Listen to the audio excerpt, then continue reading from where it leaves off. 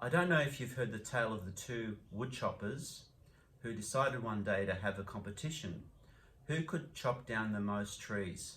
Well, it started off as any other day, chopping away. But after an hour or so, one of the woodchoppers could hear that the other one had stopped for what seemed like about 20 minutes. Aha, he said, he's getting tired, as he continued chopping down the next tree. An hour or so later, his friend had stopped again. He thought to himself, I've got this in the bag. And this went on all day. When they finally met up at the end of the day and they tallied up the number of trees they had each cut, the woodchopper was horrified to learn that his friend had cut down more trees than he had. He said, "But you kept stopping to rest, I don't understand." "No," his friend said, "I was stopping to sharpen my axe."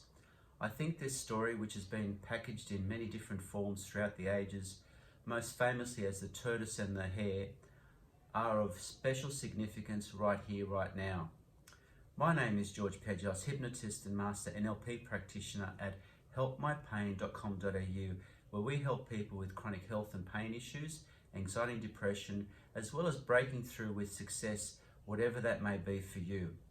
We're collectively caught up in this pandemic of the COVID-19 crisis, which no one saw coming only a few months ago. Already as of April 2020, we are witnessing incredible changes to society, distancing, many people losing their jobs, others uncertain of keeping theirs, and all that heartache that people put into their businesses, and through no fault of their own, losing it, it really isn't fair. I'm often reminded of those people who've lost it all, whether through bad luck, bad decisions, being in jail, that are able to get back on their feet and do even better, grow new businesses. I believe the expression is that you could parachute them back into society, even to some new town or city they've never been to before, with nothing in their pockets, and within a short period of time, they'll be back making money again. It's just too easy to try and pick holes in these cases. You could argue that these people know how far to push the rules, or maybe even break a few. They have obviously contacts and a network already that would make it easier. And a big part of that may be true, but underlying all that is a drive to do something, to create something, but more importantly, to leave the past behind. Certainly acknowledge it, learn from it, but use all the information at hand to move on and look for that next opportunity. Now, not all of us have that type of aspiration, and that's not what I'm getting at. What I am leading to is that we all get caught up in a certain way of being. And even though we want to do more, we have a certain familiarity with where we are right now. Habits that we feel are too ingrained, finding it too hard to rock the boat and make changes. You see, the wiring in our minds started very early on, watching how our parents and caregivers made decisions, how they dealt with their own unique challenges, and what they said to us. We developed our own thought patterns and behaviours very early on from all those observations we had and lived, modelling our thoughts, our actions on those that led very different lives. I'm not criticising them. That was another time, often another place. They did the very best they could under their particular circumstances, and often under the stress of what they had to do, they would say things perhaps they should not have.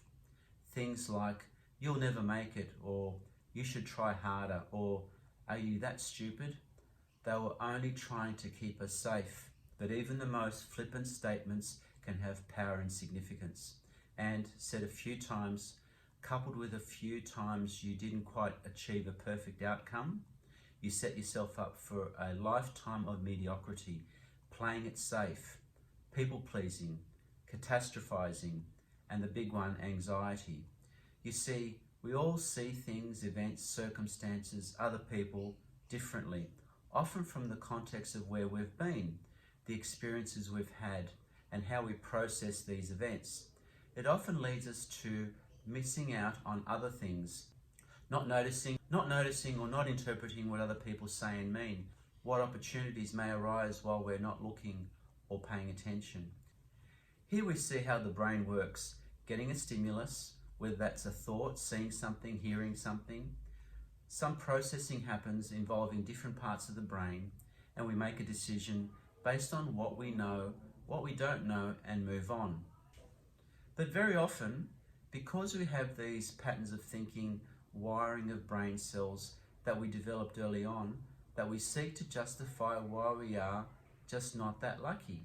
Luck happens to other people, we think, that we just aren't understood, that it's about hard work that never gets appreciated, that never amounts to much anyway, that we don't see things from other perspectives, don't see opportunities that may arise that could lead us to another path, another future. We just seem to be stuck in a loop or rut, not being able to escape even when we know we have to. Ancient philosophers had known for some time how light works in how we see. But I was quite surprised to find that Pythagoras, mathematician and philosopher, no fool really, over 2,500 years ago, best known for the theory of the right angle triangle, proposed that vision resulted from light rays emerging from a person's eyes and striking an object, and not the light bouncing around off an object. Maybe he was trying to tell us something. Maybe how we see and what we see first comes from deep inside us. Maybe we have to change us so as to see what's out there and determine how we can put that to good use and make a change to our reality. There are several contemporary scientists, physicists and neuroscientists, such as Donald Hoffman, who I would recommend you look up, who offer similar theories. It begs the question, what is reality? The event or our interpretation of the event? People often know the reason why they're upset, but very rarely do they know the cause. It's the same for getting out of a situation or dealing with a dependency such as alcohol or smoking or wanting to lose weight. A lot of people and a lot of programs try and focus on the willpower side of things. That's the 5% that's driving our brains, and sure, with enough grit and determination, some people do succeed for a while. But unless what's running the show, the 95% of the mind, the subconscious, is on the same level, congruent, then it is very hard to do. I often tell my clients it's like driving with your feet on the accelerator and the brake at the same time. It won't go very far, and although the engine is very powerful, it can sometimes overpower the brakes. There will come a time when your right foot will fatigue, tire from all that effort, sometimes seen as lapses or just giving up. Wouldn't it be better if we could rewire those thought patterns, make it easier? Well, the truth is, and the reason why I'm here saying this, is that it is easier than you could even imagine. The science of neuroplasticity shows that the way these old patterns of thinking can be changed. So, using the science of neuroplasticity and the art of hypnosis, we are able to identify those patterns of thinking, that wiring of brain cells that are keeping you back, and help create new neural networks, slowing down that constant firing, that loop of incessant connections, and build new roads, new opportunities. Hypnotherapy acts by logging into that precise area of the brain and deliver the right software. Think of it as an update, help you to rewire those thought patterns. You know, the Russians used it first in the 1956 Olympic Games in Melbourne. They brought along 11 hypnotists along with all their athletes and clearly beat everyone else in the medal tally. In fact, 24 more medals than the USA. They well and truly topped the board. The difference though is that hypnotherapy has another dimension. It allows us to tap into the subconscious. By getting you into that state, the zone, you'll find that you do have the control. You do have that inner wisdom that will allow you to create changes that you can use right now. Hypnotherapy is a great way to create changes in your life, but you need to be committed and work towards these goals. Your life is the creation of your mind. This time of forced isolation, of little or to no work for many of us, is also a great opportunity, a time to learn new skills, take advantage of online courses, change your body, change your mind.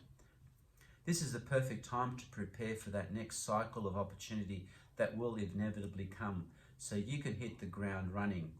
The owner of a very large, well-known chain of shops once said to me a long time ago When you're too busy to make money. Wise words indeed. Seize this opportunity and make a difference. So if you or someone you know would like to break free from old patterns of thinking, whether that be for health reasons or dealing with life, or ready now to sharpen that axe, you can get in touch with me through my website helpmypain.com.au or through Facebook, Help My Pain. And as I say, hypnosis isn't magic, but there sure is something magical about it. Thank you. Hypnosis consultations are now available online. Take advantage of this wonderful opportunity. And if you do enjoy these videos, then please press like, share and subscribe. Thank you.